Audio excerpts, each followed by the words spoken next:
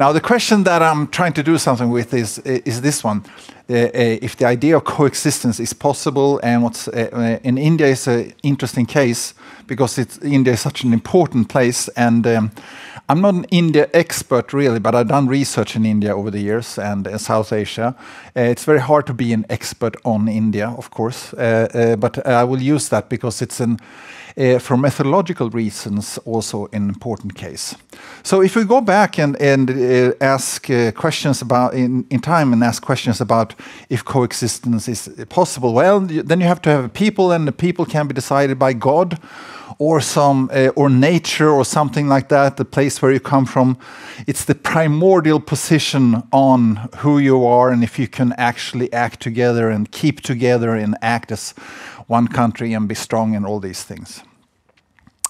This was, of course, lifted in. You mentioned Carl Schmitt before, right? And Carl Schmitt was discussing in those terms that there are different peoples, and who you are depends on the land that you come from and where you're born and things like that. That's very, very important. His way of thinking, which informed, of course, the Adolf Hitler's way of thinking about the nation and things like that. But this coexistence dilemma, you could say, was also after the Second World War, continued in the political science debates. And Alvin Rabushka and Kenneth Shepsley, they were arguing that, well, you can have a pluralistic society where you have different backgrounds, different ethnicities and so on. But if you have a plural society where these identities come up and they start to be acted out upon in politics, then democracy may not be possible anymore. So that was an almost primordial position, that there are things sort of embedded in the culture and they can pop up sooner or later and then they will act out and threaten democracy. However, there is another position as well in this debate, and it was best expressed, I think, by Eric Hobsbawm, and he also had the Tower of Babylon on the front side. Like you picked that one too for this seminar. I don't know why you picked it, but maybe we'll get back to that. But he said that for history is the raw material for nationalistic or ethnic fundamentalist ideologies, as poppies are the raw material for heroin addicts. The past is an essential element, perhaps the essential element in these ideologies. If there is no suitable past, it can always be invented. So you have a spectrum here, from the primordial position to the absolutely constructivist position, where you can do anything you want to with history. So that's also something which tells us about the underlying idea of what diversity, how diversity is handled and where it comes from.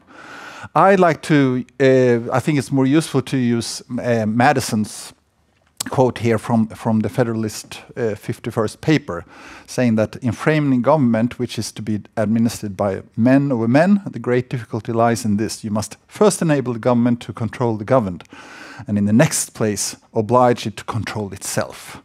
So he doesn't decide in advance where this idea about the state comes from, or if it's built on one ethnicity or anything like that. He is more concerned with how do we actually build a society where we can act together and where we can compromise, and what kind of system can do that for us. So that is a more constructive position where you don't have to lock yourself in one of the extremes anymore. But forging unity is a very important thing for any nation to survive. You have to get together and be able to act together. You have to act collectively together. And things that can come in the way can be language, culture, ethnicity, history, religion, nationalism, patriotism, and the economy, of course. So there are a lot of things there you have things to deal with in order to get a country going, to keep unity together, right? And there are some least likely cases for democracy and coexistence. Germany after the Second World War, Japan, and India, of course. And I will stick to India, and you may want to say something about the other two cases, but India is a very good least likely case for coexistence, because it has so much diversity and so many obstacles for it to succeed as a democracy, right? Languages, religion, the caste system. It doesn't have one history. And also, as was said before, yes, the princely states were governed indirectly, but not the so-called native states. And India had maybe 600 princely states, but the big native states were more governed in a direct way. And the geography is a problem there. Poverty, of course. And this led many political scientists to say that India was not possible as a democracy. Barrington Moore, for example, who wrote about social origins of dictatorship and democracy, he concluded that if a country was to become a democracy, it has to go basically the same path as Western democracies. And India lacked one thing, a middle class. So if you don't have a middle class, you can't build democracy. But the thing is that India did. And that's the fascinating thing about India. It's a great case. Here we have the Liberal Democracy Index from the Varieties of Democracy project, which I'm working with a bit. And here you can see the trajectories for the South Asian countries of Bangladesh, India, Pakistan, and Sri Lanka.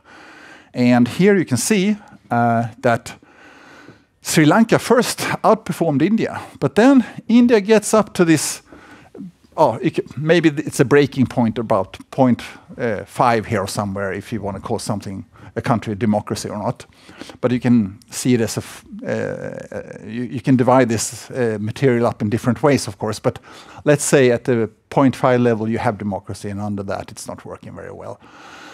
So you can see that India and Sri Lanka were doing well for a long time, and for one time here in this part during this period, India had its emergency under Indira Gandhi from 1975 to 77 for 18 months. There was an emergency where democracy was suspended for a while because of internal conflicts, problems with inflation, and conflicts under the in some of the states as well. So, but the thing was that India got back on track again, and democracy was restored, and democracy was even revitalized, because before the Congress Party was so dominant, so everything was Congress Party, like the ANC after apartheid, for example, for a while. But after the emergency, you would have more opposition parties, you would have more parties acting independently at the state level and things like that. And then also here, India embarked on the Panchayati Raj reforms, which is one of the world's largest public administration reforms, which actually revitalized democracy at a local level as well. And in some states it didn't work out that well, like Bihar, because Bihar is a very, very poor state. But in many other places, democracy started to perform better at the local level. So there were fantastic reforms that, and everything was going in the right direction. While on the other hand, Sri Lanka sunk into the war and ethnic conflicts and terrible things that we don't have time to go into now, maybe, but Bangladesh and Pakistan, who were one country before, continue just to underperform, and the situation in Bangladesh, well, can maybe say something about that later, but you can see that India did really well under the circumstances. So that's why India's an interesting case. Why did it work out? So some factors working out was that India decided early on not to have one national language. Jawaharlal Nehru wanted to have one, but the movement in the south, the Dravida Nadu movement, they threatened with succession. So it was decided not to have a national language, but they have official languages, one for the nation and the states, and for the union territories. And then they changed the boundaries of the states, of the union territories and the states in India. So they would coincide more with linguistic and ethnic lines. That is maybe one of the most important administrative reforms that kept India together, that allowed for diversity and some sort of self-rule to some extent. It's a very important thing which happened very early in India's history. It went a completely different direction compared to Pakistan, for example, which didn't do any reforms. So Pakistan remained to be a feudal country with these borders drawn in absolutely crisscrossing ethnic lines, linguistic lines, and so on. And one thing they did also, which other researchers have argued were good for keeping the country together, was that they did not have a uniform civil code. So you could marry and inherit according to special laws and rules, which would be decided if you were a Muslim or Hindu and so on. And then you have Paul Bra's main argument also that there was strength in diversity in India. Diversity made it impossible to make a dictatorship in India because it's so diverse. You can never unify everyone behind one leader. That is impossible. So there would be cross-cutting cleavages and overarching loyalties, as Robert Dahl would have said, right? To diffuse. It's very much along the lines of Madison that you would have checks and balances, basically, in many ways in society, built in. That's the strength in diversity argument. Of course, also, wars with China and Pakistan forged unity in India as well, in an important way. And this way of ruling the country has also been called consociationalism. And that's Arne Leiphardt's idea when he studied Europe and how it developed in the 70s. And he could see that where you would have strong conflicts along ethnic lines, linguistic lines, and so on, you could see that if you had a crisis, you could decide to have a consociational solution. And that means that the elites have to cooperate in some way. Elites that represent the biggest segments in society, and they would have veto power rights. You would have decentralization and various forms of decentralization and federalism to build on. And then Arne Leiphard came up with the idea that India is actually a consociational democracy. So that's what happened. Bye. Now I could walk off the stage. No, sorry. The end of history, sorry. Fukuyama comes into the picture here. He says that the end of the story is this, and it stops there. But unfortunately, it doesn't stop there. It is Huntington who comes into the picture here and destroys everything, of course, with the clash of civilizations. And he pointed out very early that what was going on in India in the early 1990s was going to lead to a disaster if it wasn't stopped then. We can discuss this more later, but he actually said that. And I studied India when the Hindutva movement was coming up as a very strong force. And this is Lal Krishna Advani on the election trail in the early 1990s. At the time, they were climbing in popularity. If you look at the elections and the Lok Sabha vote share in the percentage of votes for the parliament, and you can see that for a while that BJP was a very small party, and the Congress one was very strong, and so on. And here it looked for a while like they were competing in a very as equals in a two-party system. But then something happened. 1984, you can see the blue color representing the Congress Party, and here I have to use the pointer. Here, you can see here in Gujarat that there is a small party here called the Bharatiya Janata Party, the India's People's Party. And if you fast forward since then the map looks like this. And this is not actual representation of voters' opinions. It's India has a first past the post system. So if you have a large party, they will have their representation exaggerated, okay? It's like in the United States to a large extent. But this is the situation now. It's been like that since 2014. And it's Narendra Modi who's in charge of this. And it's electrifying to go to these party meetings when 100,000 people, mostly men, are standing up together and shouting the same slogans, going in the same direction. And it's extremely nationalistic. And if you make one move in the wrong way as a foreigner who is over average length and so on, you can get into some real problems. But the kind of movement he has created is absolutely astonishing. And India is doing well, right? They're on the moon. They're doing things. It's moving forward in so many ways. The nationalistic keep this thing together thing is really working for India. But it's not for human rights and democracy working so well. The Bhima Koregaon case, for example, you may have heard about that, and it's about a case where in 2018 there was supposed to be a celebration for a big fight that was carried out in Maharashtra, where people who came from the Dalit community fought with the British against the local tyrants, and they celebrate that. And in connection with the celebration, the BJP said that a lot of people who were involved in this were actually terrorists. Some of the people had absolutely nothing to do with this, absolutely not. It was a lie, but a lot of social activists, union leaders were arrested. And Gautam Navlaka in the middle there, I worked with him. He helped me out a lot with my dissertation, and he sits in a prison. And most of these people don't get a fair trial. And Stan Swami up there, the priest, he died in prison because the conditions in the prisons in India are so awful. And it's not only the Bhima Koregaon case. You have Yogi Adityanath in Uttar Pradesh, who is a tyrant. You have the Kashmir situation just deteriorating and being a horrible place to be.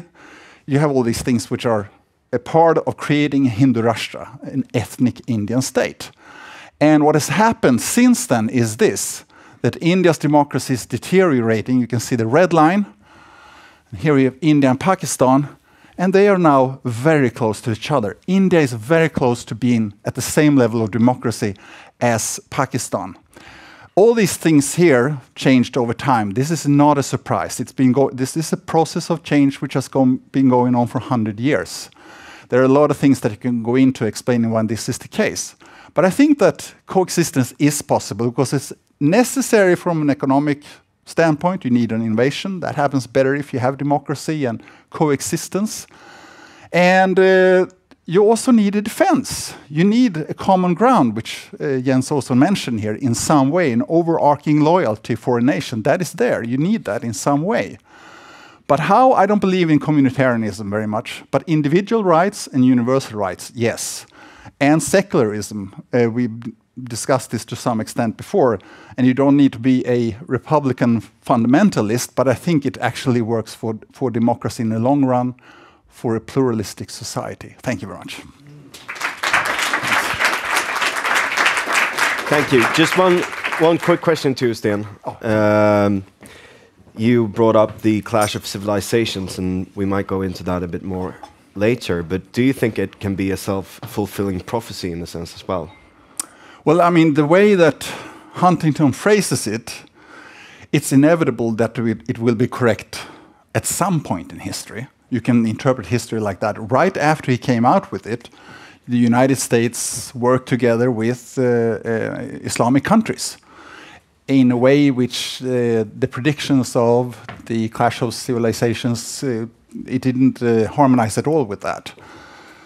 So, but if you wait long enough, you can see these conflicts coming up sooner or later. Some of them, of course, it's like a watch that at least shows the right time twice for every day, maybe. But it's hard to say. I'm not a Huntington fan. I think that is some of the. On the one hand, he spreads ideas about differences between countries which are just made up. But he's also one of the smartest modernization theorists that we have seen as well. Some of the things that he pointed out very, very early on about the difficulties that we see in a country like India, it's about modernization. It's about a transition from a traditional society to something else. And that hurts. And then there is a space for different ideologies. And right-wing extremism can be one. Left-wing extremism can be one. In India's case, it's Hindutva. Thank you.